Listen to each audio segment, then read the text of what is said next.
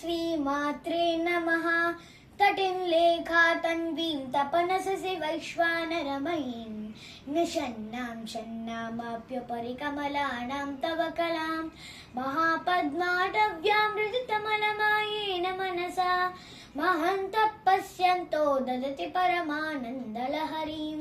भवानि त्वं दासे मयि वितरदृष्टिं च करुणाम् इति स्तोत्रं वाञ्छन् कथयति भवानि त्वमिति यः तदैव त्वं तस्मै दिशजि निज सायुज्यपदवीं मुकुन्द ब्रह्मेन्द्र स्फुटमकुटनीराजितपदाम् त्वया हृत्वा वामं वपुरपरितृप्तेन मनसा शरीरार्थं श्रम्भो वपुरमपि सङ्कीर्षितमभूत् यदेतत्पद्रूपं सकलमरुणाभं त्रिनयनं कुचाभ्यामानं रंकुटिलशशिचूडालमकुटं जगत्सूते धाता हरिरवति रुद्रक्षपयते तिरस्कुर्वन्नेतत्त्वमुवपुरीशस्तिरयति